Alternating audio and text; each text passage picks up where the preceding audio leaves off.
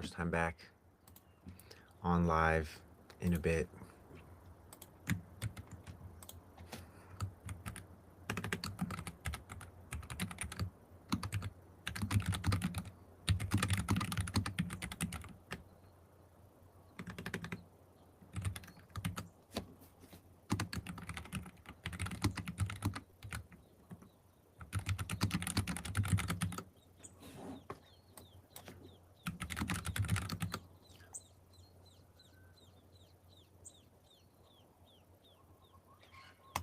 Looks about right.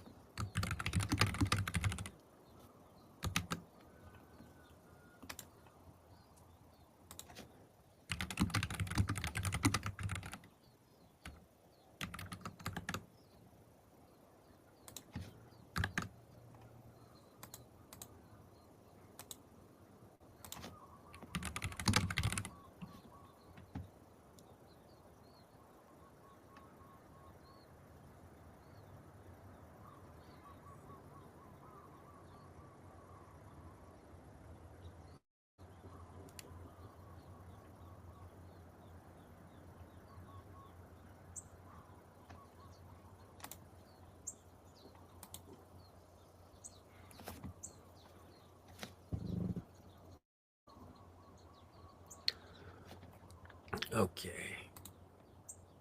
Back to the ground.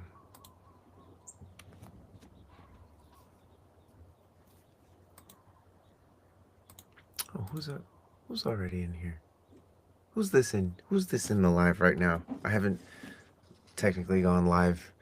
I mean, I technically am live, but what's up to whoever's in this chat right now? Say what's up. If you got it in you. We're gonna go live. This is primarily a live for I haven't gone live in TikTok in a minute. And so that's what I'm really excited to do right now.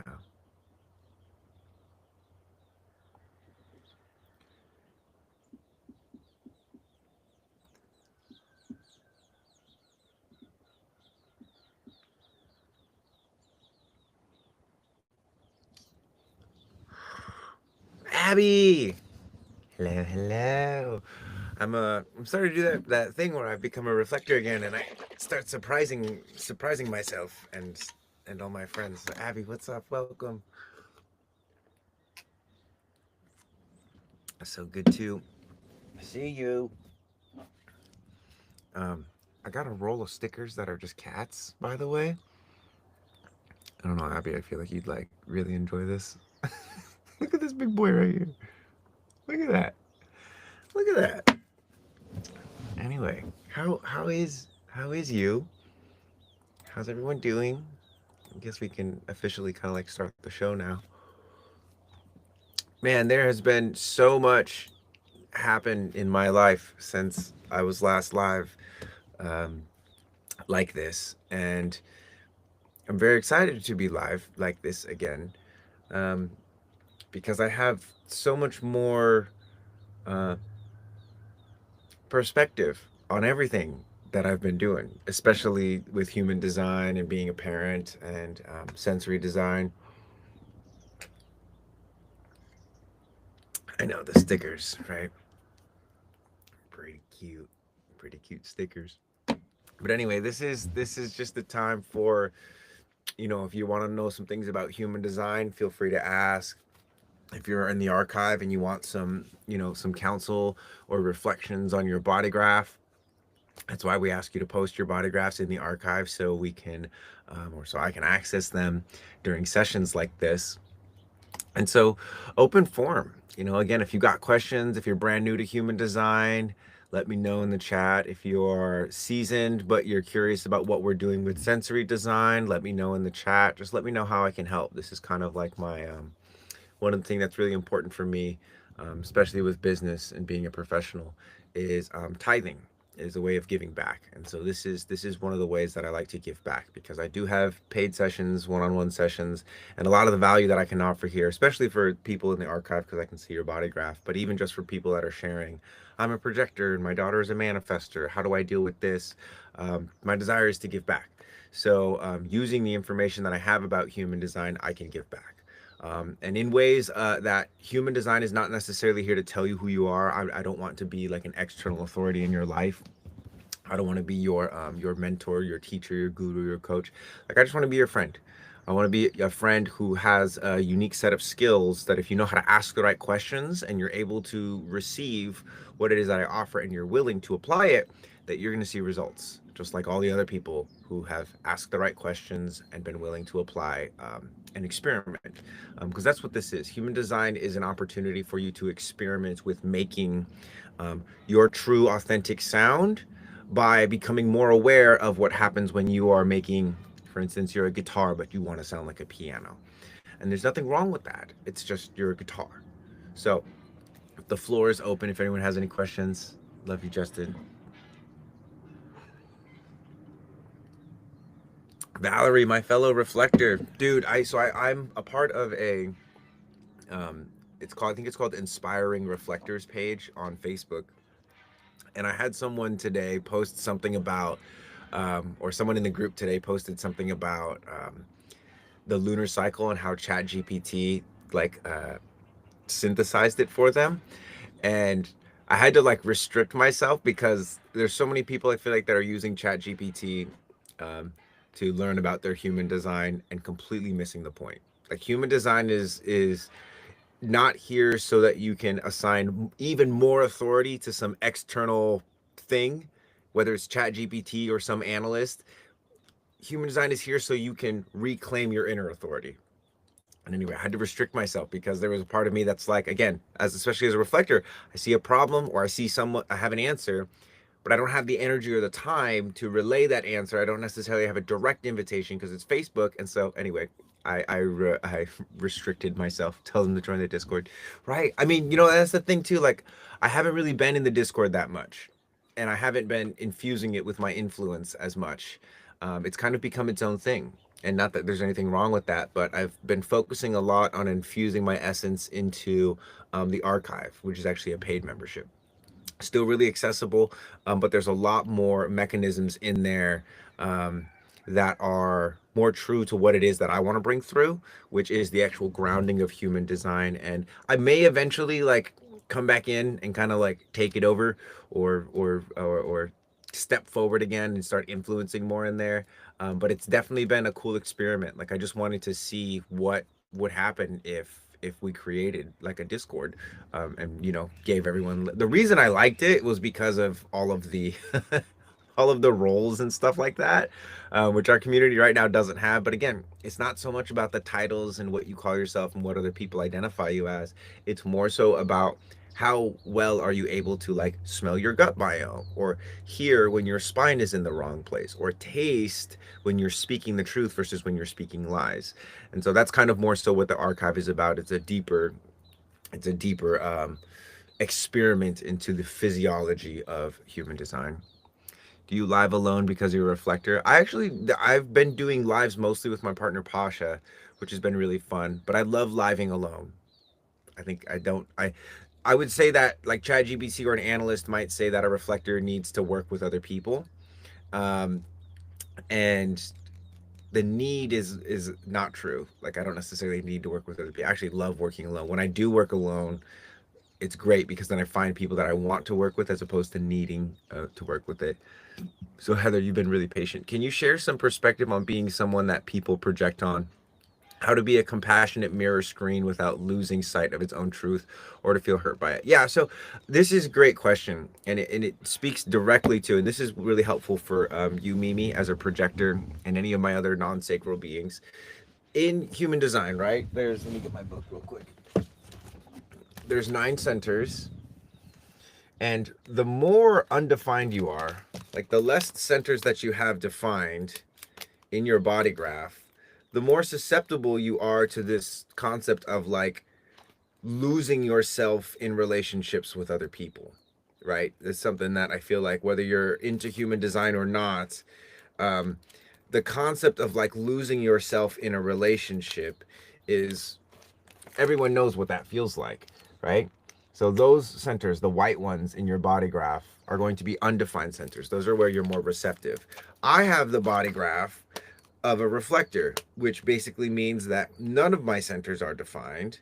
I'm trying to find a picture of a reflector here so you guys can see.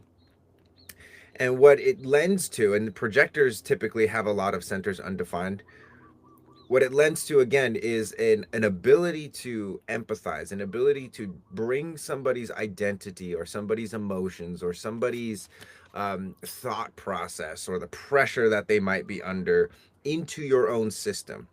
And if you're not, I can't find one right now, but if you're not mindful of what's happening in the body, and I mean somatically happening in the body. Like for instance, right there, my mind was engaged with looking for something in a book, right? Engaging with a person, having a conversation, making good eye contact so the person knows I'm listening. But what's happening to my gut? What's happening to my pelvic floor? How are my kidneys feeling right now? Right? What's happening to my heart? Is the heart rate increasing? Is the heart rate decreasing? So, one of the best mechanisms for maintaining your own sense of self is to maintain a physical sense of self. So there are a handful of places that I like to track into. The first one is going to be the feet. Like when I'm talking to somebody, especially when I'm going deep with someone, I feel, what are my feet doing? And I'll even sometimes look at them. But even more than looking at them, I'm feeling, are my toes gripping? Am I like walking around? Am I doing a little dance? Are my feet trying to take me somewhere else? Is my foot angling outward? And so these are kind of questions that, again, signals that your body is sending you. That, for instance, if your feet are facing the person, right? And maybe you're going up on your toes, you're excited. That's an excited energy, right? If your feet are, one is facing outward, you're wanting to go away. Again, if you're doing this little dance or your feet are gripping the floor, and this is where I would say some of the biggest cues or even social cues is in the feet, right? So that's one area, and in human design, that's called the root. That's root pressure. Root pressure is survival pressure, drive. It's the energy to move forward. Ultimately, it's stress. Stress is created in the adrenals, which sit on top of your kidneys, which are right here. Kidneys are down here. Adrenals are right on top of it. They create cortisol primarily, but they create other, how you say, synergies between the organs.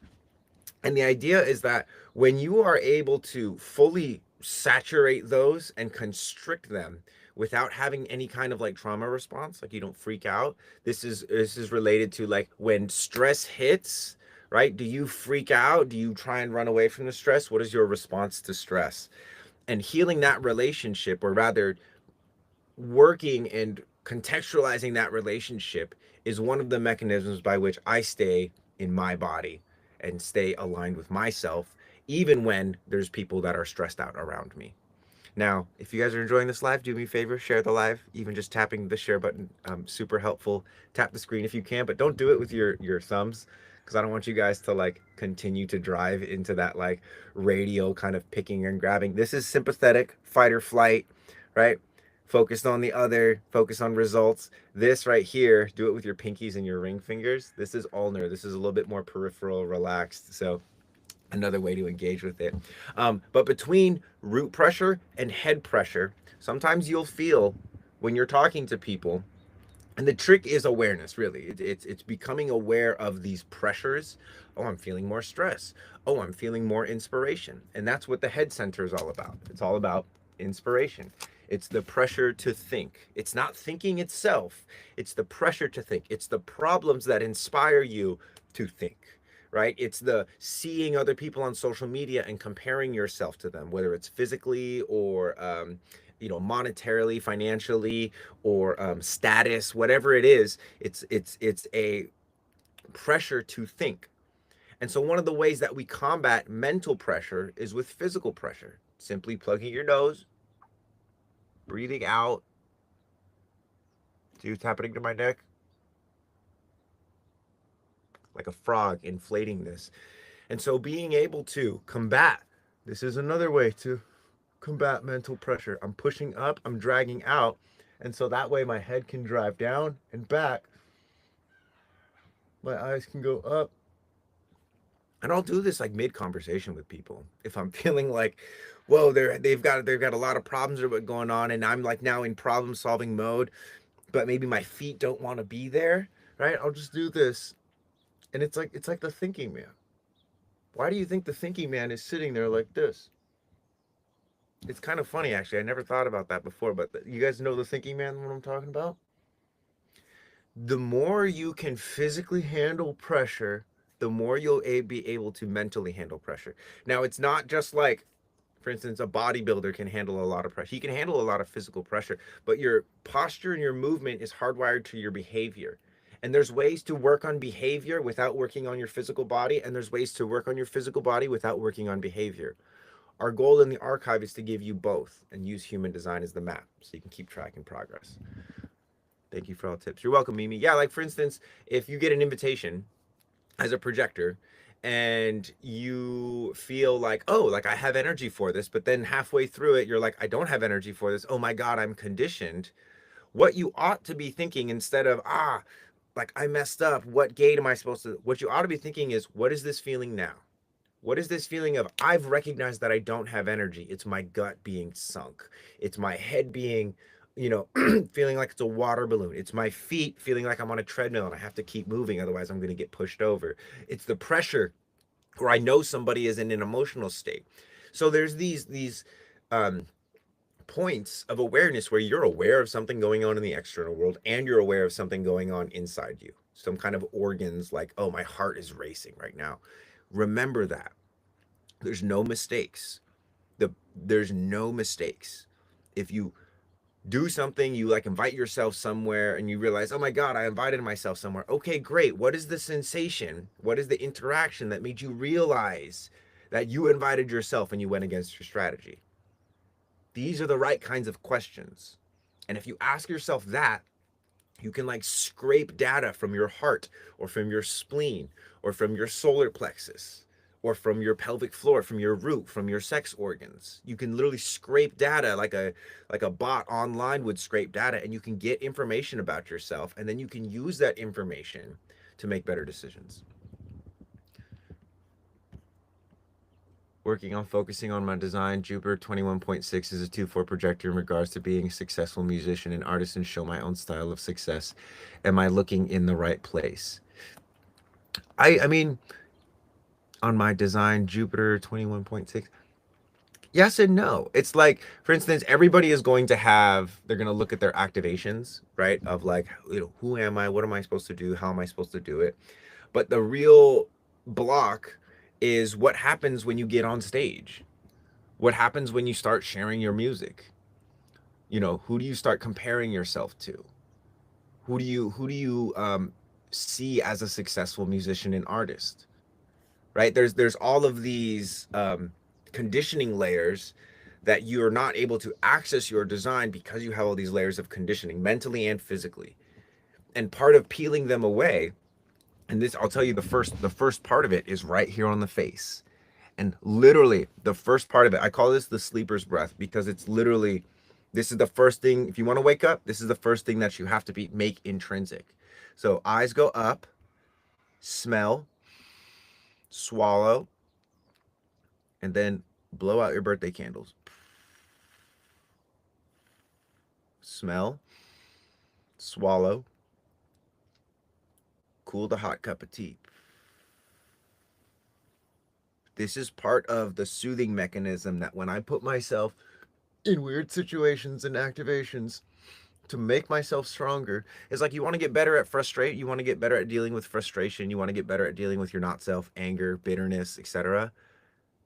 Learn how to summon bitterness, learn how to summon frustration and deal with it in an environment that you control. Learn how to summon disappointment. Like, oh, I thought I could be stronger. Well, you can. Practice it on your terms. Train. Eyes up, because when we're looking at our phones and we're focused, usually we're down here. So eyes up to the left, eyes up to the right. When we're in the extreme parts of our vision, the parts of our vision that we don't normally use, our vision is not as good.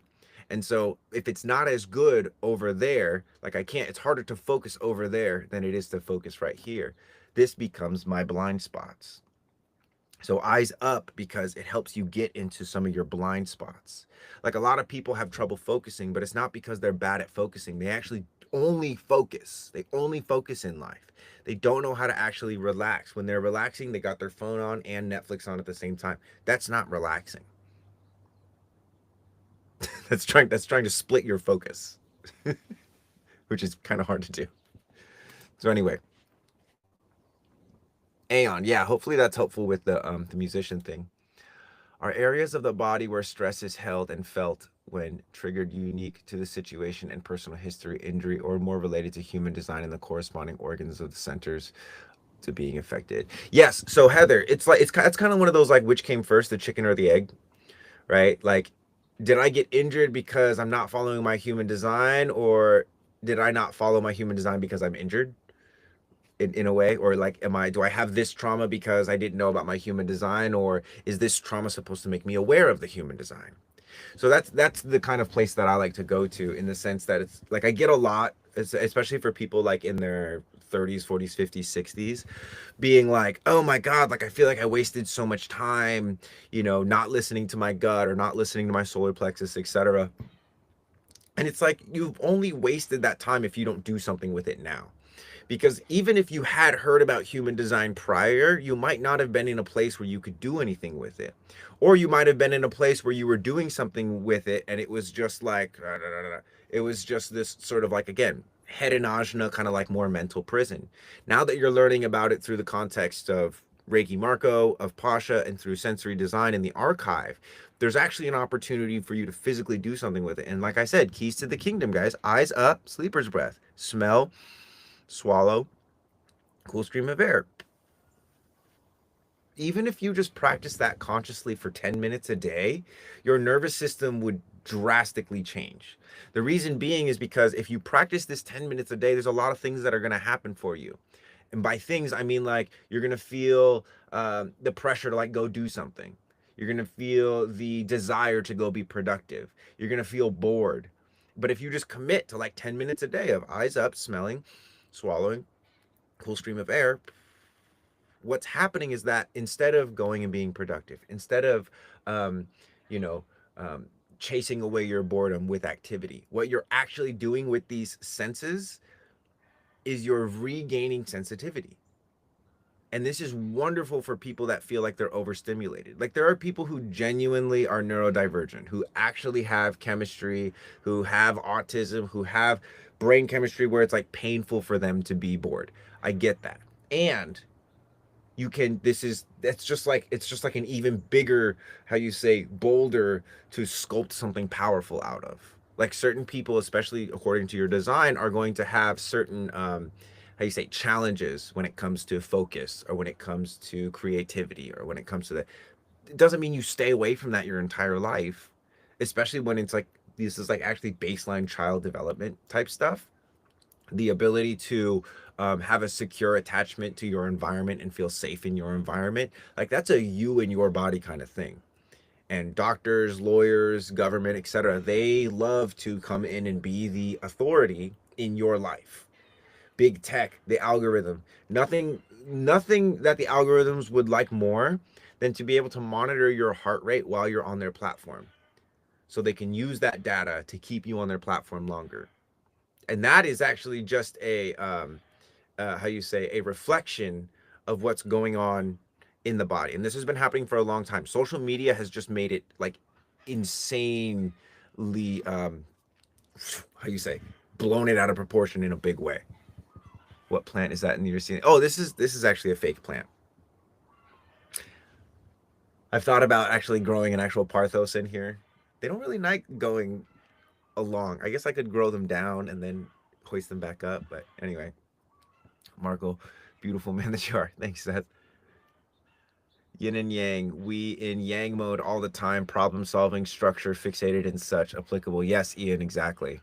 Yeah, so getting into the yin mode where you're more receptive and specifically of the sensations in your body. Because, for instance, like who in the chat, and let me know in the chat, be honest, have you ever been told by somebody that your emotions are too much, or that you're talking too much, or that like you're stressed out and now, or that you're stressing people out? How many of you been told that you're too much? Whether it's too much thinking, too much talking, too much emotions, too much. Who here has been told that they're too much? Let me know in the chat. Just type in too much.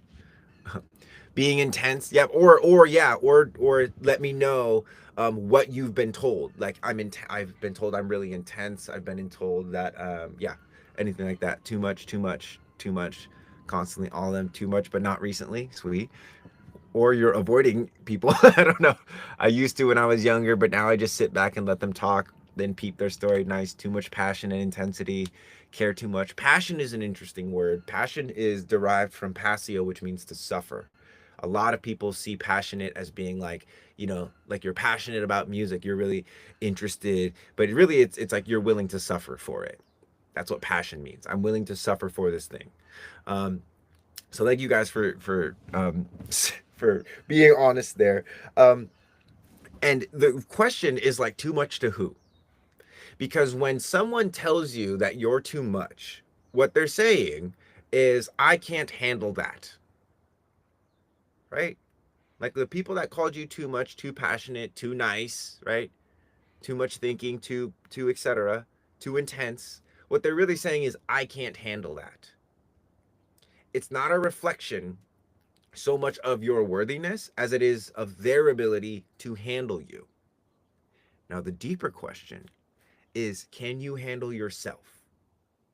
And why are you attempting to have somebody else handle you when you can't handle yourself? Like, I'm annoying sometimes. Abby, just annoying voice. I used to think my singing voice is annoying. I like saw it out of the corner of my eye and I was like, I'm annoying sometimes. I am violent with myself sometimes in terms of like rushing. I am too emotional at times. Those are not times that I'm seeking connection with others. Those are signals from my body. Like when the threshold of my capacity is at its max, instead of seeking out other people to hold me, I pressurize that and I see how much I can use it to grow me. When challenge comes along, when stress comes along, when comparison comes along, again, is it a trigger for numbness or is it a trigger for growth?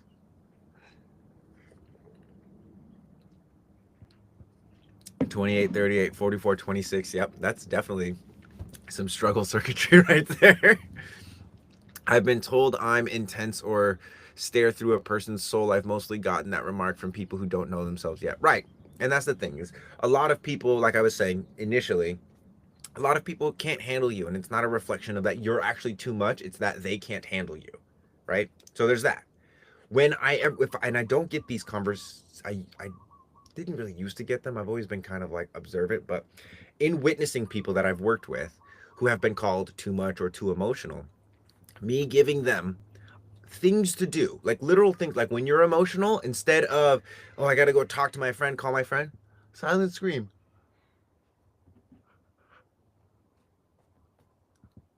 Like, see how much of that emotion you can process for yourself. See how much of that inspiration, how much of that stress you can process for yourself. That's why running feels good. Running is a great way to lower cortisol. It's forward momentum. But also, running also stresses you out in a way. It lowers cortisol and it increases cortisol.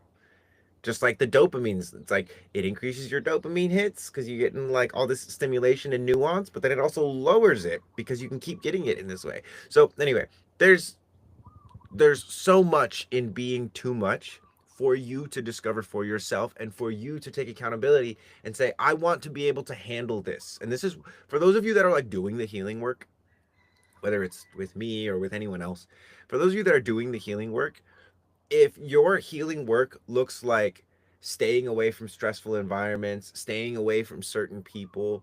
And that is like the forever strategy. Oh, just avoid people that are stressful.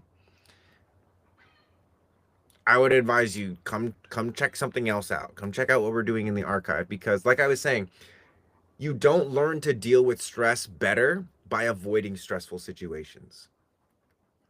You learn how to deal with stress better. You learn how to deal with overthinking better by figuring out how to physically combat that when you're thinking, especially. And like I was saying, this is one of the best ways. If you find yourself overthinking, just look up, smell, swallow, cool stream of air. If you're feeling stressed out, look up, smell, swallow, cool stream of air. This directly works on the head and ajna, which are the two centers that allow us to contextualize the external authority.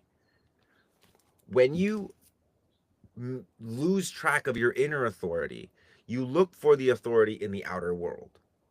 When you are unable to tolerate your own emotions, you look for somebody in the external world to show you that you're tolerable. And that you might find some. There are many kind, beautiful people just gifting their presence and not expecting anything in return. But if you want to guarantee that you will find people to hold you in your emotions, you have to learn how to hold yourself in your emotions, which is not, you don't have to go to school for this. My 4 steps is like, notice you're in an emotional wave, go somewhere safe, usually alone, let yourself cry, let the water come out of your body, and then lay down for 10 minutes and just let everything integrate. Like, you can hold yourself in your emotions. Your mind just keeps coming in and saying, you can't feel that because then your boyfriend's going to think you're crazy or your kid is going to think you're crazy. That's why step 2 is go somewhere safe before you can do this, which I recognize is easier said than done. It's so hard being a reflector. So check this out. What's really hard is learning how to fly. Like I don't have wings. I'm not suited for that. As a reflector, you're built to be a reflector. The only reason it's hard is because you've been around people that don't know how to actually live out their type or live out being a reflector. And that's why it's hard being a reflector. Like, I'm not going to say it's easy being a reflector, but it's definitely something that's doable. Um, and if you're not following me already, like, definitely be following me because I am a reflector. I'm a 3-5 reflector. And I've literally tried everything: plant medicines, somatic healings, group work, yoga, kundalini yoga. I've tried so many different things. I'm a Reiki master. And not that those things don't work, but the thing that when I looked at them side by side that was blowing them out of the water was sensory training. Sensory training, getting my eyes to be able to do what I want them to do, being able to hold multiple sensations, the smell of it, the taste of it, the feeling of air on my skin. It's the sensory training that makes you stronger. And this is opposite of what a lot of people will tell you about being a reflector. They'll say like, "Oh, like, you need to make 28 days to make a decision." Again, it's not that that's wrong. But why do you need 28 days? Oh, it's so you can move through the cycle of conditioning. Why? Oh, it's so you can see if you're making decisions for yourself or for other people. Why? How do you tell that? Well, over the course of 28 days, how often do I want to go smell the thing? What does it smell like? Is that enjoyable to me? Is it not enjoyable to me? Do my eyes often look for it? Again, what kind of data are you tracking? Is it, oh, these posts online that are telling me to do this stuff, or is it something inside you? How do I align myself on the right path? Smell more, swallow more, and blow this cool stream of air. Regulate your breath. Develop a relationship with pressure. So life as a reflector gets easier when you start to develop a physical relationship with pressure and with heat. And one of the simple ways that you can do that is rub your hands together, super fast, and here, push. It's not just like, oh, they're lightly together. Push together, hard, exert your will, build up heat. I can get my hands to the point like it hurts. Feels like my hands are on fire. And then put your hands on your face. Put some pressure on your head. Doesn't matter how. Just put some pressure on your head, squeeze, look up, smell, swallow, blow a cool stream of air. We're going to do 5 breaths. That was the first one. Smell, swallow, cool stream of air. If you want to make this even more challenging, turn your head. Smell, swallow, cool stream of air. If you want to make it even harder, twist your head back to the center, but keep turning it away. Smell, swallow, cool stream of air. If you're feeling excited or activated, see if you can keep the activation but calm yourself down a little. Smell, swallow, cool stream of air. Now relax.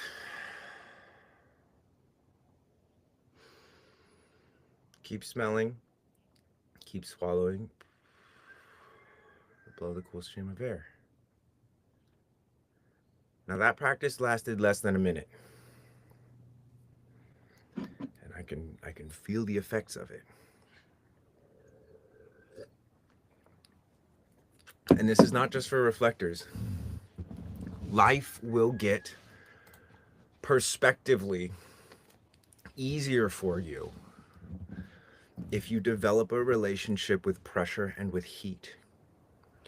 Human design shows us the shape of our containers, but it's not until you start cooking in those vessels, and you need pressure and you need heat to cook. You need it. And you already have it.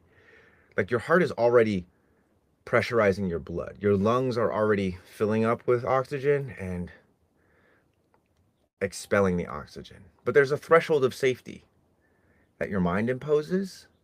And then there's the threshold of safety that's actually there. Like for instance, you might be taking only 30 to 40% of your breath capacity. Most people never develop the fullness of their breath capacity. But here's something that you can do. To increase your breath capacity, here's what we're going to do. We're just going to exhale. Exhale, exhale, exhale. No inhales. Exhale. Blow some air out. Exhale again. Again. Don't inhale. Exhale again. Hold it.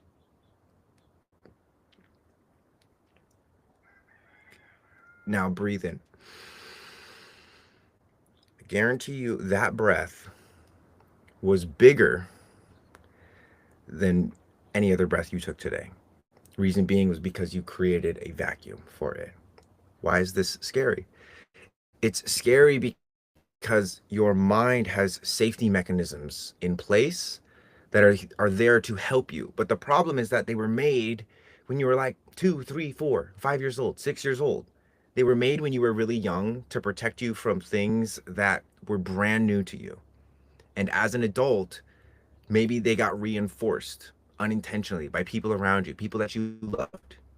And so you instinctively, instead of being able to fully relax and feel safe around people you love, because of something that happened at school with a random fucking kid, or a teacher said, honey, that's a silly thing. Take those shoes off. You can't wear those shoes in here. We have rules, etc. Then that got reinforced, or it didn't get enough attention. Like the decisions we make as children determine who we grow up to be and how safe we feel in the world, and whether or not we respond to stress in a way that's like, oh, here's an opportunity to like make something happen, or like, oh my God, I can't do it, right? And you can retrain, like that's the thing is you can retrain all of that, my friends, all of that stuff you can retrain. And me and my partner Pasha have endeavored to make it easy, to make it affordable, to make it accessible, to make it fun and enjoyable. But the primary thing that we're endeavoring to do is like give you the power. So many coaches, human design coaches included, so many spiritual coaches, they have their methods, they have their systems, right? Like you guys might ask me questions and I might ask you more questions. It's because I don't want to be another external authority in your life like everybody else you see online. I want you to, when you see me, to be like, damn, I haven't been awakening my inner authority. If anything, I'm putting pressure on you to like step it up in your own life. Because no one's gonna come save you. No one's gonna come save, especially if you don't think you're worth saving. No one is gonna come save you. But I'm here to remind you, not only are you worth saving, like in whatever state you're in right now, but you don't actually need saving. You need to accept where you're at. And when you accept where you're at and you feel that you smell, what does it smell like? What does desperation smell like? Oh, I can't smell that without going to tears. Go to tears then. Go to the end of the tears. What happens when you go to the end of the tears? Oh, well, then I feel a weird sense of relief. And, I'm reminded of this time that like all of that stuff starts to flow when you start to accept and you start to smell and you start to feel that. How's America and the ruptured ones? Oh my God. Doing, they're doing. you know? What is the exhale breath work called? It's not called anything. It's just, you know, pushing the exhale out. Like you can call it whatever you want. Like that might be like the breath of starvation or the breath of desperation or the constrictive breath, right? Like when we name things, guys, and this is something that like, is super meta. I appreciate structure to a degree that it allows for creativity to happen. But a lot of the times people are overlooking they're looking for more structure. What's the name of that thing? Again, rather than developing their own relationship, what do you want to call it? What comes up when you do that breath? Because you could focus on the exhale. Oh, it's the extended exhale. It's the continued exhale. Or you could focus on the inhale. It's the deepest inhale you've ever taken. And we're focusing on the exhale. So anyway, not to get like all but again, it's like I'm just a dude. I'm just a dude out here. I'm a self-taught student for most of my life. I've had teachers in Reiki and human design and somatic healing and stuff, but I've never been like searching for credentials because I've met people with credentials. I've met psychiatrists that are fucking insane. I've met somatic therapists who are in so much pain in their body. I've met facilitators, spiritual facilitators that are haunted by demons, that are alcoholics or, have other kinds of uh, substance reliance. And I see that, and I'm like, that's a sickness right there. That's a sick, and I'm doing my best to like stay away from it while still hoping to share something. So anyway, thanks for putting me onto HD last year. You've done so much more for helping people than Jonathan, bro. Thank you so much. I appreciate that, man. How is the energy around you today? Feels good today. It feels like Maui has been very still. There were some fires yesterday again. Um, but overall, like here in the valley, things feel really good. It feels like there's a stillness. It feels like being out in the ocean and there's a stillness, but there's like a thread of wind that I'm like, just be patient and this thread will carry you to where you're going. The Hawaiians, when they built their system of navigation, it was never about going somewhere. It was about orienting yourself so that the thing you want comes towards you, which is a really cool way to be. And for a lot of people in human design, wait for an invitation, wait for something to respond to, wait a lunar cycle. It's very much so about where are you building your web? How well is your web built? How are you managing the web? It's about where you're at. And not to say that that's not true for manifestors, it is as well. Where are you initiating from? But that's the thing is like we live in forms. We have limitations. Understanding our limitations and our weaknesses is so important. And more so than understanding, it's actually learning to accept, I'm not very good in this area. And rather than trying to like compete in that area, well, maybe I could outsource it. Maybe there's someone else who's better at it. And that's where good collaborations come in. You've helped me sleep better. Thank you. Oh, you're so welcome. Sleep is so important. I love to sleep. I love naps. And yeah, Dustin, what's up, man? Metaphysista, I met two big industry spiritual guides who are covert cult leaders obsessed with external deities. Yeah. Yeah. I felt like calling it the transmutation breath. So here's another thing too, guys, is like, especially when it's like, hey, what is that called? Like, for instance, I call this the sleeper's breath. Smell, swallow, cool stream of air. When you look up, it's the blissful sleeper's breath. I call it that because that's my relationship to it. You might call it something else because it might be it might be the calming breath, because that's what it does for you. We can't focus so much on the name so much as the essence behind the name, because it's like God. God has had so many different names, and people are literally fighting over the name. No, it's Yahweh. No, it's Allah. Christ. No, it's Yeshua. No, it's Jesus. No, it's Muhammad. Who gives a fuck about these names? Obviously, we do.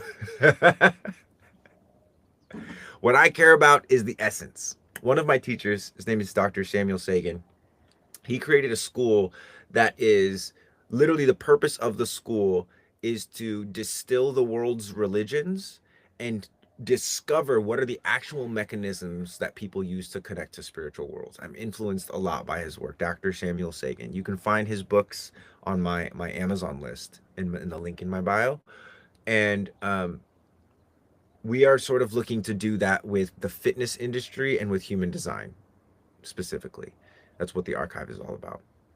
Makes me yawn, bro. Makes me yawn a lot. Yeah. Yawn, and yawning is a signal. Like, we don't fully understand anything. Like, science loves to be certain about shit. It's the mind loving to be certain and being an authority. But even like the Big Bang theory, it's a theory. Why? Because you can't prove it. Well, why can't we prove it? Because we can't go there. Okay, great. How's your body feeling? Well, I'm dealing with arthritis because I'm trying to figure out this theory and prove this theory. Oh, why don't you work on your fucking arthritis? You know, like, again, people are distracting themselves from what's actually going on.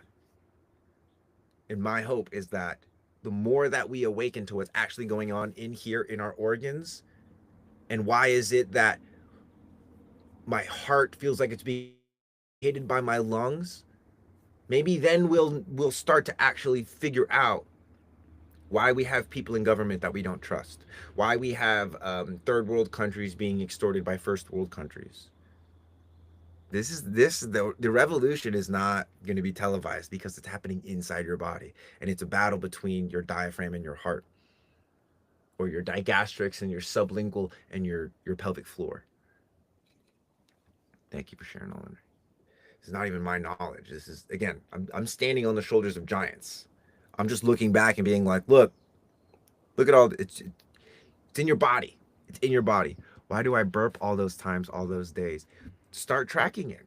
You know, like, who are you around? Do you notice that you're around certain people when you burp a lot? Like, for me, when I burp a lot, usually it's because I've finally let go of something, or I've done some movement, or I'm working on like my arms. A lot of the times I'll be working on my arms, especially like right here, and then I'll just start burping after a while. So again, every mechanism, pooping, throwing up, uh, everything is in response to something else. The feeling of adrenaline. You guys know what adrenaline is? One of the best ways to get adrenaline is to do hill sprints combined with burpees, and it's like you'll feel sick with adrenaline. What if we were actually a VOP and a manifester with only 3 defined centers? What is VOP?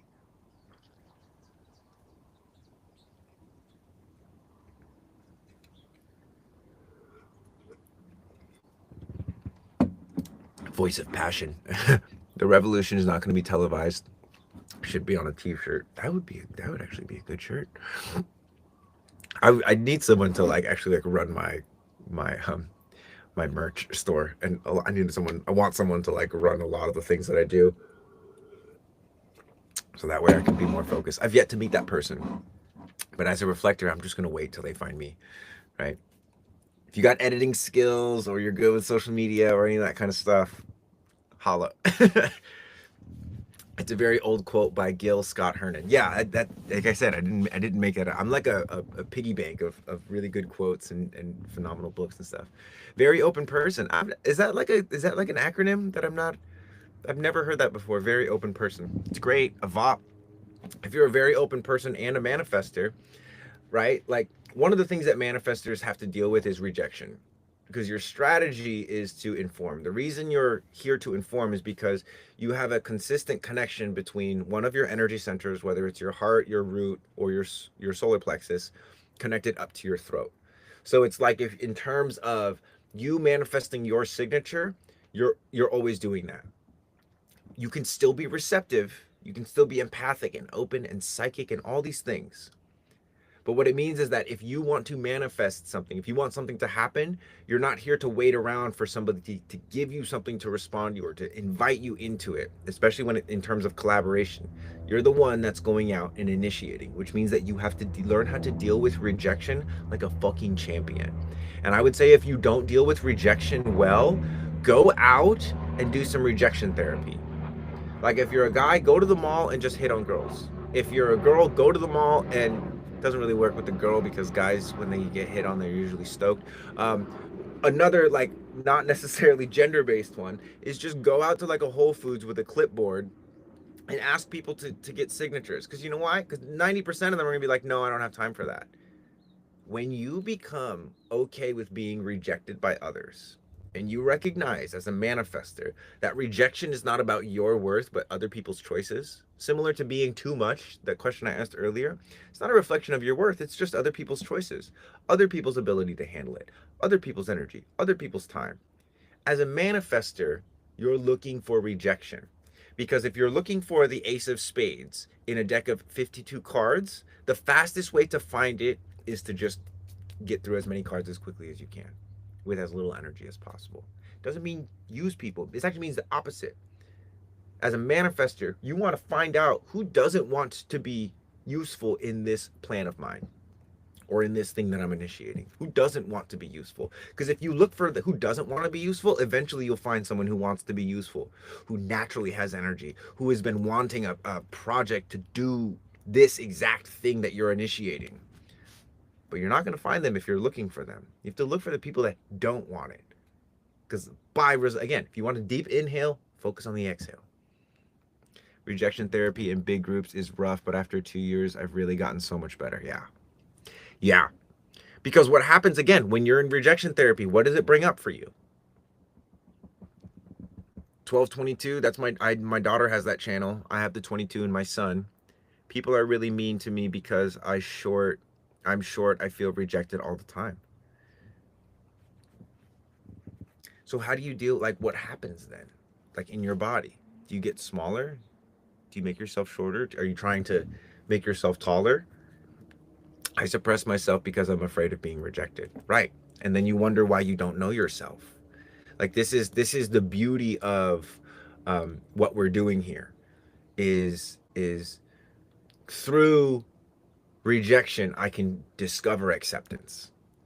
Through being too much, I can discover what it likes to be fully held by someone. I can meet people who want more of me. Like, imagine that. Imagine, like, you have someone who comes into your life finally that says, hey, you're not too much. In fact, I want more of you. I want to know more about how you feel. Be that fucking person. Be that person. You don't have to wait for somebody to invite you or wait to respond. If you feel like you want that person in your life, be that person for yourself. And then that person will show up. Torture, but it was always so liberating. Yeah, dude, like, I've trained for competitions and it's torture. It's hard. It's hard work. And this is one of the things that human beings need to remember, is that will is worth developing. Willpower, it's one of the lost arts of human beings. We don't know what's worth fighting for anymore. Or if we do, it's because someone else told us that this is worth fighting for. What is worth fighting for you? What are you willing to go the extra mile for? Cuz if you don't work for it, truly, if you don't work for it, then it must not be worth it. It's results driven. What's your experience with invoking angels and prayers and all that? Is it taught in the Reiki school? Depends on who you learn from. Um, I'm not a huge fan of invoking, like, angels or what else did you say? I'm a big fan of prayer. And it's not that I'm like against angels. I've just done so much research on angels, and like angels and demons, like there's an argument to be made that angels are actually the demons and demons are actually the angels. Just I'm not here to have that argument just because it's like these are again external forces. And as human beings, they are very heavily flavored by our religious backgrounds, by our psychoanalytical process. And so it's like, for instance, why would you call upon an angel when you could pray for the strength that is inside you? Why would God send an angel to protect someone who isn't even using the most of what they already have? These are kind of my thoughts when I go through. Like especially with Reiki training. It's like, what do you need the angels for? You're here. As a healer, it's like I'm not going to call on angels for power because like I'm already here. I'm the one that's holding space. I'm the one that is reflecting to you the state that you're in. I think a lot of times people go to the angel or to the entities or the animal spirits and the totems and stuff like that, and not to, hopefully I don't offend. If I offend you, then you probably have something to look at there. Sort of like as an insecurity thing. It's like I need more power. Like I want to make an impact. Versus like I'm just here to be with you. I'm here to hold space. Great question, Ogana. Hair. My hair, Pippi Longstockings. So yeah, manifester isn't for everyone. Our impact and not for everyone. Yeah, big time. And that's the whole point of your repelling aura. Like use your repelling aura to find out who actually you want in your life. Inform them. If they can't handle your information, oh, you're just like you're telling me about too much that's going on. You're like, oh, okay, cool. Thanks for letting me know. I will stop informing on you because you don't seem to be enjoying it. And then they'll get pissed off. But anyway, just came to say, hey, I love the background and lights. Plants are perfect. I live in the jungle. This is the jungle invading my invading my space. So people pleasing is actually a big and common problem for manifestors. 100%. 100%. Yeah, and one of the reasons why is because you guys lack defined sacral. So like for instance, generally speaking, somebody with an undefined sacral, somebody who is picking up on other people's satisfaction, frustration barometer, that person is going to have probably more of a people pleasing contact complex. Because, for instance, somebody with a defined sacral, like if you're going out to eat and someone with a defined sacral is like, I don't want to eat there, right? Versus you, like, oh, I could eat there, sure. You're going based off of whoever's going to be the most pickiest and most deliberate. Which again doesn't mean that the generator that knows what they want is a bad person. Again, the question is on you. Are you just going to the pizza restaurant because your friend with the sacral really wants pizza? Or are you going to take a moment, step outside, and be like, actually, we can go to the pizza spot. I'm not going to eat anything because I know we're going to this spot later and I want to get Thai food. Or like, I don't actually even want to go out. I don't have energy to go out. And so learning how to step away from the influences is really helpful, specifically 10 feet away or out of the room. Or what happens if I choose another option? Does that feel better for me than going with whatever my defined sacral friend wants?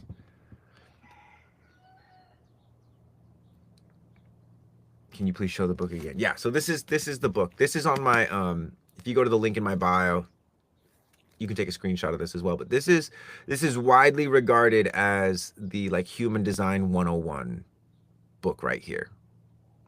This is a great book. There's so much information in here. And again, human design is not here to tell you who you are so much as it as give you a map to like explore who and what you are, or what your relationship with who you are is right now. So I have one, but until I saw a video of you to inform and recalibrate, I didn't know. Thank you. Yeah, and so each design has a simple strategy to follow that is going to help them explore the nature of themselves. And for 90% of the population, your strategy is to wait for something. And this is because most people don't know how to wait. Manifestors who are not self are really good at waiting. And it messes you up because you're not here to wait. You're here to initiate. Doesn't mean waiting is bad. It means that the fire that's going to make you into yourself is not in waiting. It's in going out there and getting rejected so that you can find people who are not going to reject you and be so excited that you initiated this thing. For everyone else, it's in tolerating what happens while you're waiting. And it's what the clarity that emerges through waiting. Everyone gets benefit from waiting. But if you learn how to follow your strategy and you learn how to follow your authority, again, those are just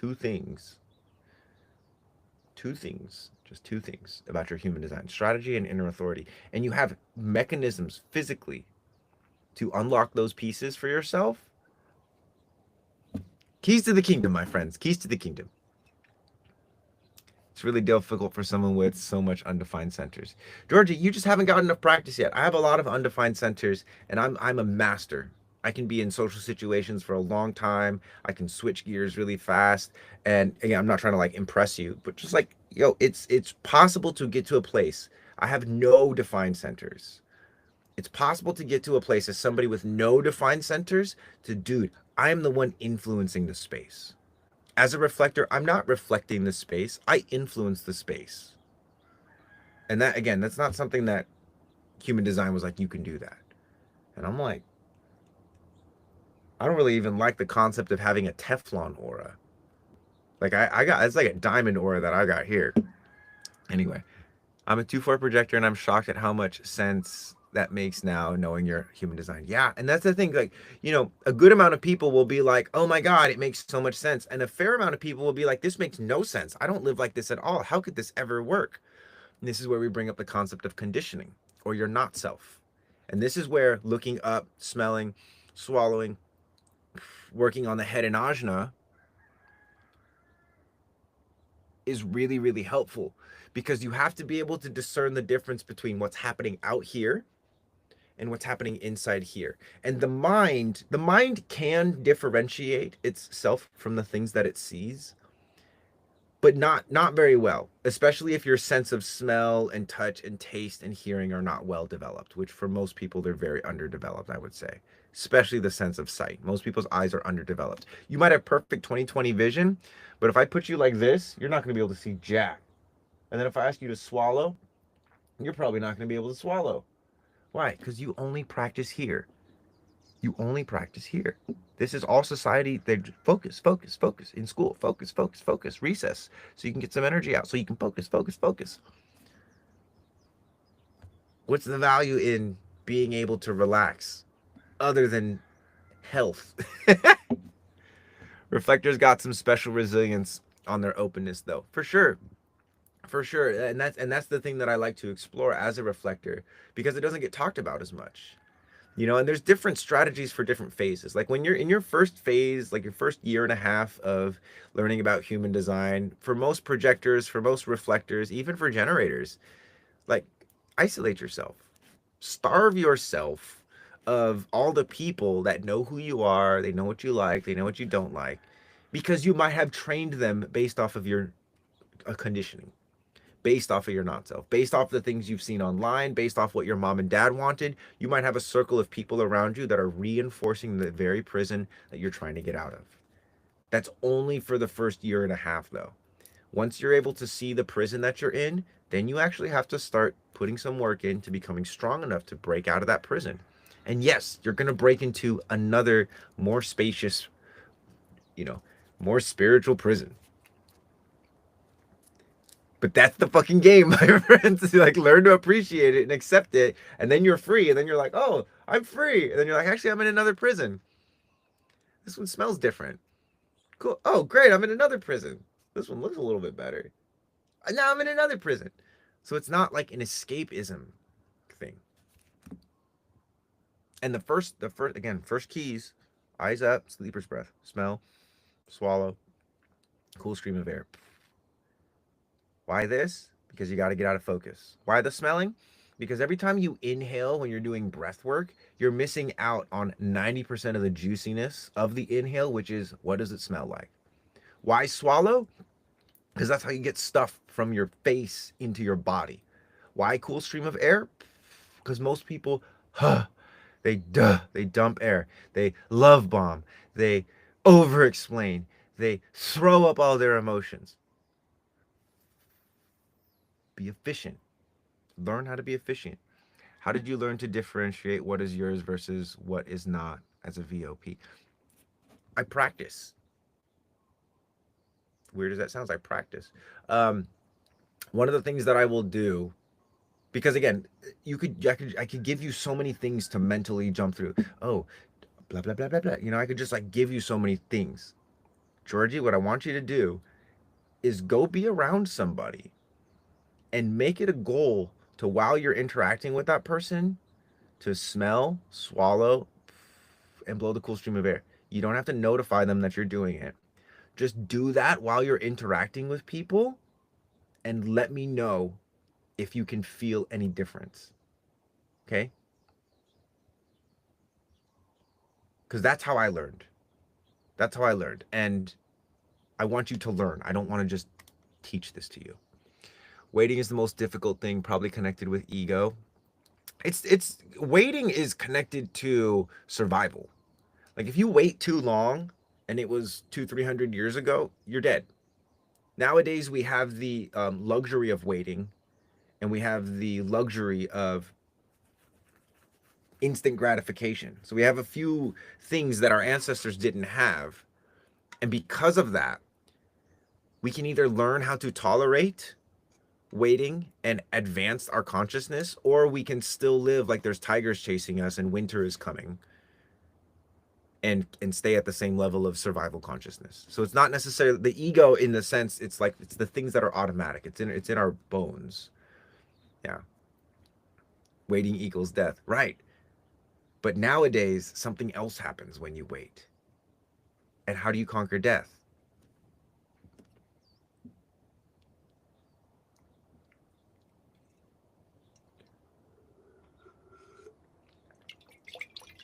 Because it's different now, guys. That's the thing.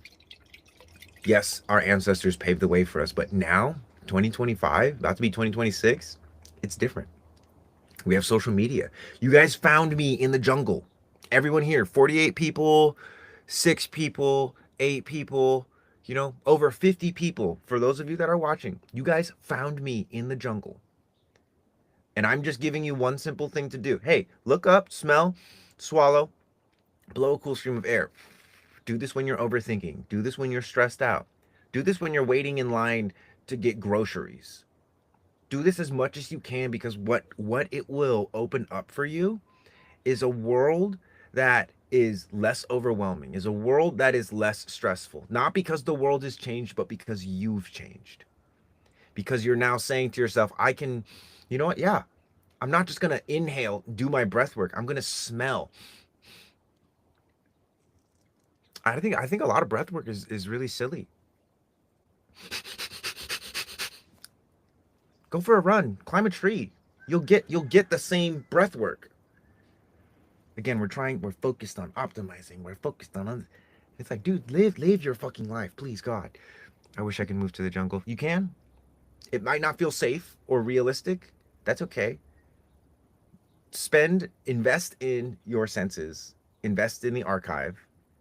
I have done it and I felt a real difference. Exactly, Georgie. So just keep trusting that. Keep learning, keep learning. Keep gathering data. And eventually you can move to the jungle. Or you may not even want to, like, you might think you want to move to the jungle right now, but you actually want to move to the desert. Maybe you only want to move to the jungle because, there's all these influencers going to Bali and they're like, this is where the healing is. And you might be and you have a child. Oh, it's different. Yeah, I totally get that. Children are one of the coolest things in the world, because they say that 98% of the jobs out there are less stressful than raising children, especially if you're in like the mom, who you typically spends more time with the children. Although dads nowadays spend a lot of time with the children. Children are the ultimate containers because it's high stress, but also high dopamine, meaning that you have to learn how to handle the stress because it's something you care about. And if you develop healthy coping mechanisms for the stress, you get to enjoy more of your child. I am tired of being a manifester. No one helps me in life. How often are you asking for help? How much for the archive? So archive is 37 bucks a month or 333 for the entire year. Just to give you a perspective on what that is, that's less than $2 a day. Less than $1.50 a day. Right now we have 6 classes every week. We have a whole course on like everything that I'm talking about. There's like 50 hours of instructional course. Do this exercise for this long. Do this exercise with your eyes this way for this long. That will like lay it all out for you, and you can get access to that for 333 for the entire year. As a perspective, my sessions are 263. You can spend an hour with me for 263, or you can spend a year in the archive for 333. The prices are going up soon, and if you want to get that, the link is in the bio. Um, One thing that's really important to recognize with the children thing is, there's this concept of like, oh, the children are here to teach us, and it's true, but not in the way that a lot of people think. My perspective on children, why children choose parents, is they're specifically going to choose parents where their design is one that triggers them, right? And it's like a gamble. It's like if you can envision your soul or your child's soul looking down at you and being like, oh, my mom gets really mad when she's late to things. That's going to be the theme of the pregnancy. I'm going to be late. That's going to be the theme of my childhood. Like I'm going to make her late to things, and she's either going to learn how to accept this part of herself and cope and love me, or she's going to resent me. Let's go. I'm betting on you that you're going to love me instead of resent me. And that's what every child hopes for, is not to be understood but to be accepted, right? Because once they're in the baby body, it's like they're in the body, they're human now. They don't necessarily have knowledge of that plan. You can either assume that there's a plan, that there's a greater plan, that everything is conspiring in your favor. If you're impatient, you're given opportunities to be patient. If you're rageful, you're given opportunities to turn that rageful energy into peace and acceptance through making the changes in your life that are actually going to soothe your rage and not just project it outward.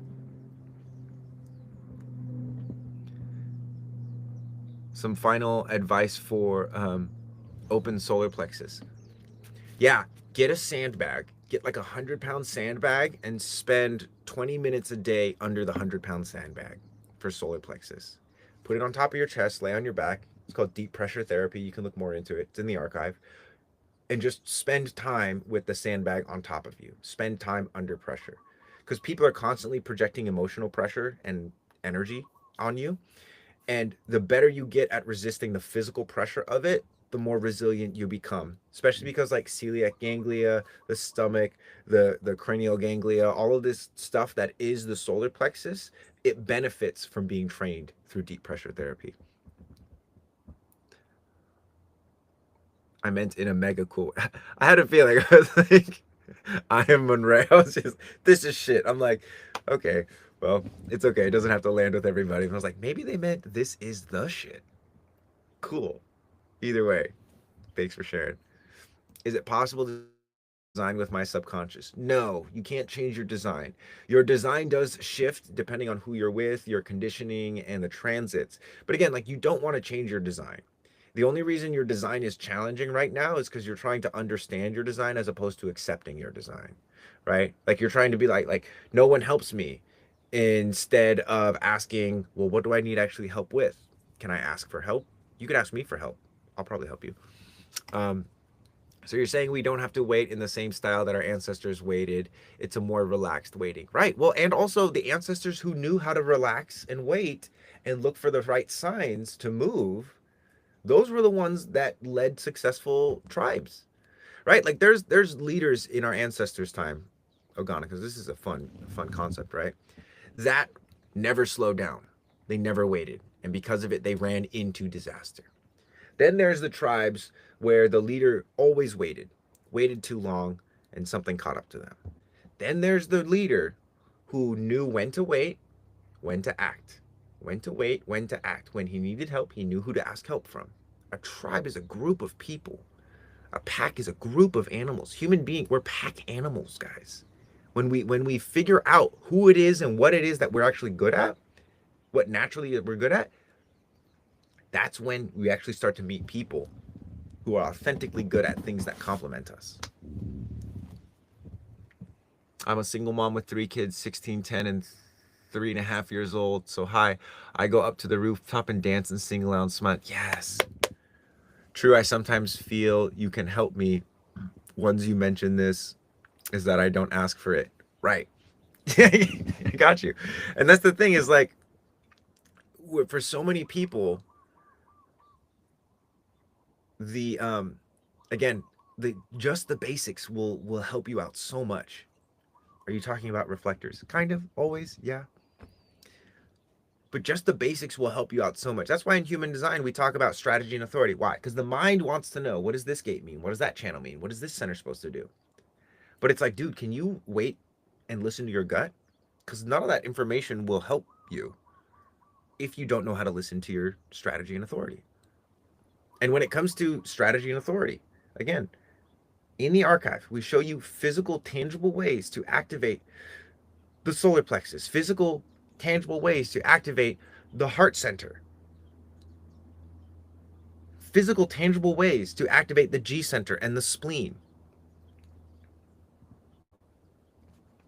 And it's respectively, guys, especially compared to like other memberships that I see out there, other human design memberships or other like health and wellness memberships, ours is retarded cheap. Like so dumb cheap. People all the time are like, you should raise your price on the archive. And I'm like, no. And they're like, oh, but you could be making way more money. I'm not here to make money, dude. I had to pay thousands of dollars. I had to pay thousands of dollars to learn the stuff that I know and spend so many hours like sorting through what is this person's bullshit and what is actually thing. I don't want you guys to have to go through that. I just want to give you guys the breadcrumbs so that you can figure out how to use your map, your human design, figure out how to use your compass, whichever organ is your authority, and then go. End your membership if you don't need it. Or keep paying it because you see what we're doing here.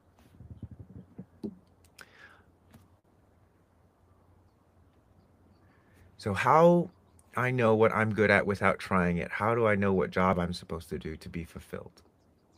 So the strategy could be different for you, Anna. One thing that I realized is that when it comes to working in the economy that we live in, there is a level of not self behavior, again, that you just have to learn how to tolerate. Like if you're going to get a job working for somebody else, you're going to have to learn how to tolerate a little bit of frustration, or maybe a lot of it, or anger, or disappointment, or bitterness. It's because you're letting somebody else determine the worth of your time. The only way, and this one of the reasons why a lot of entrepreneurs fail is not because they have bad business ideas, is because they're not willing to do the shadow work that's necessary to become an entrepreneur. You're not willing to do the shadow work necessary. You're not willing to face the parts of yourself that you have to face in order to become someone that can successfully run a business. 3-5 reflector. I went through a lot of different jobs. I don't think any job out there will really fulfill you. I would say, Anne, that you probably have to start your own business.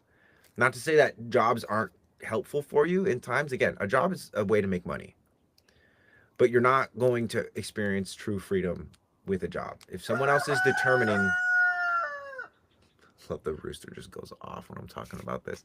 Yeah, same thing with a 6-2 reflector.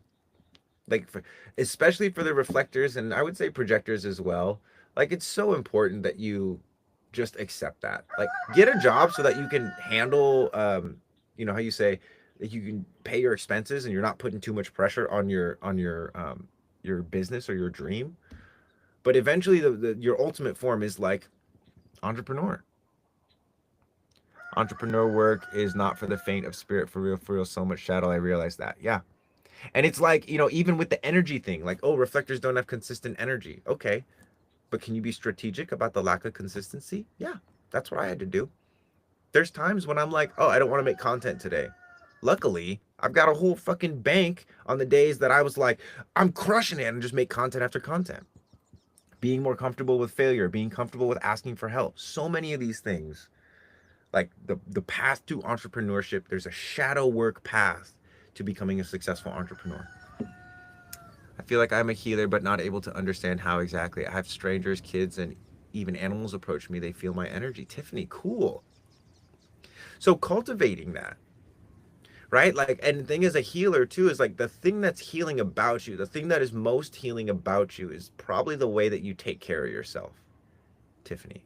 Like, I literally made a career for myself. I've received hundreds of thousands of dollars in a professional settings doing Reiki for CEOs and all kinds of people like that. The foundation of that practice was me taking care of myself. It was me not drinking when I would go out to parties. It was me eating good food, whole foods. It was me training my body physically. It was me spending time in meditation so that I could show up and put my hands on people, play binaural beats, and they could relax. One of the greatest things that you can give the world is a regulated nervous system. The way that you give the world a regulated nervous system is you become the source of dysregulation and regulation. What I mean by that is plug your nose, try and breathe in through the nose until you start to panic.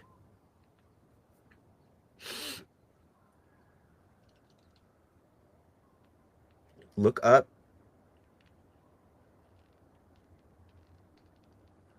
See if you can increase the effort. And when you start to feel panic, take your other hand, the backs of your fingers, and just stroke up your neck, out of your chin. And just be in the panic for a couple seconds. And then when you're done, let go, take a big fat breath.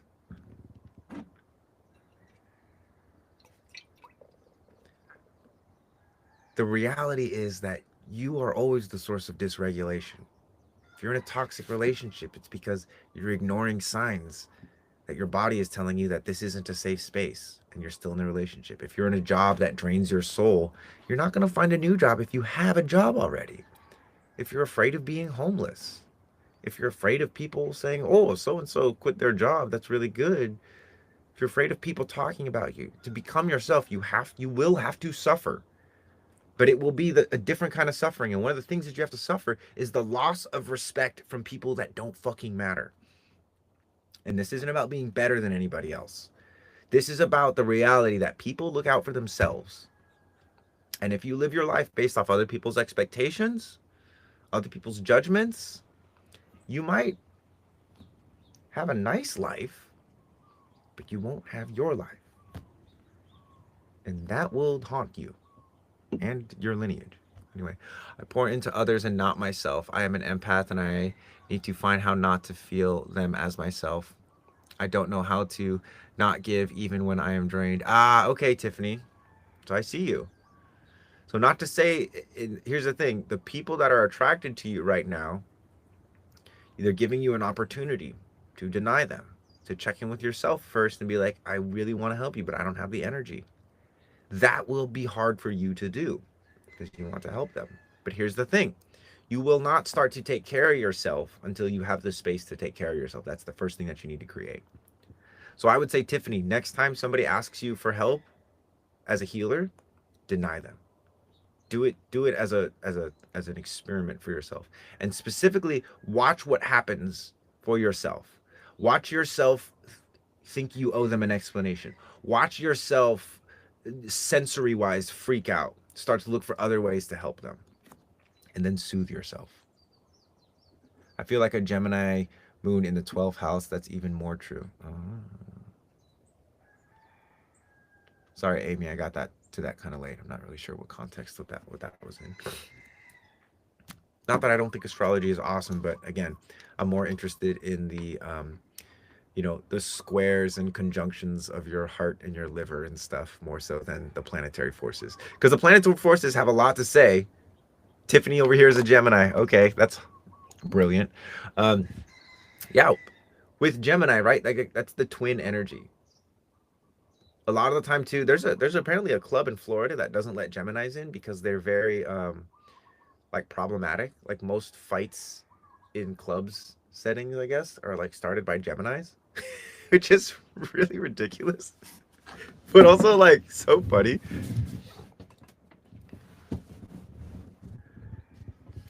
That breathing technique is really working, man. I felt my body. Yes, my friend. So again, it's like sometimes you need a little bit of panic. And sometimes the panic that you feel is not really as deep as it feels initially. It's just different. It's like I'm used to being at homeostasis and I try to keep myself at homeostasis. But again, how regulated are you really if you never let yourself get stressed out? If you never stress yourself out? Blacklisted Gemini. I know it's so funny. Someone should make a club where you only Geminis are allowed and just see what happens for the hell of it. That's the kind of thing I'd be doing if I was a billionaire. Maybe not a millionaire, but a billionaire. If I was a billionaire, I'd make a club where only Geminis could come, and there'd be boxing gloves in there, and referees and massage therapists and stuff. That'd be hilarious. Every inspirational. Thank you for allowing space for me. You got it, Tiffany. Are you considering relocation? Monica, is that for Tiffany or for me? I'm definitely not considering relocation, although I'm definitely thinking about expansion. I was hanging out with some of my friends who do Ireland tours, and we're hopefully everything goes well. We're gonna go to Ireland with our two girls and my partner and my friends, and do a whole Ireland tour. I just want to say thank you for the exercise to reset my nervous system. I love it. Oh, yes. Let's go. You're welcome. Thank you for participating, guys. Like, again, I don't want to be the only regulated nervous system on the planet. And I don't want to be the only one telling people about this or anything. Like, anytime I see somebody else online selling a nervous system reset program or anything like that, there's part of me that's really excited and stoked because I'm like, I want more people to be regulated. But then there's also a part of me that's like, they're just like, it's not like they're giving them too much, but it's like they're giving in to the bait of capitalism, which is like make people dependent on you. I've designed the archive so that you can't become dependent on me or Pasha. And I guess you can, but you can't be comfortable and be dependent on us for long, which is where I feel like a lot of other people, they build their systems to make it so that you're dependent, so that you have to pay them. It's the opposite of what I want. I don't want you to have to pay me to regulate your nervous system. I want you to want to pay me. I want you to take the work, the breath, whether it's one breath or not, and I want you to be so successful that you're just like $37 a month for the archive. Marco's probably live right now changing some 14-year-old's life on TikTok. Yes, easy. That's more so where I'm at. So again, there's a lot of value and a lot of breadcrumbs and a lot of instruction in the archive, but we've designed it in a way that we're looking to create inner authority within you or help you to create inner authority within yourself, not to become the external authority. And most creators out there, it's unintentional that they're doing it, but they're doing it. They're creating dependencies. This is my system that leads into my coaching program, that leads into my other things like that. It's not a bad system. It just typically is like a one-way street. Not me manifesting to have your magnificent hair. Dude, okay, so like check this out. I pull on my hair a lot. This is really great actually because I'll do a lot of like neck stuff. Pull my head out of center. Use my muscles to pull myself back into center. Even just that little bit.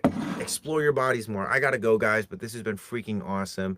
I'm not sure what my live schedule is gonna be like, but if you're not following me, please follow me if any of this stuff resonates with you. Invitation, please come check out the archive. The archive is where me and my partner like break this down in a lot more depth and classes. There's live classes. We have a whole discussion platform. Link for that is in my bio.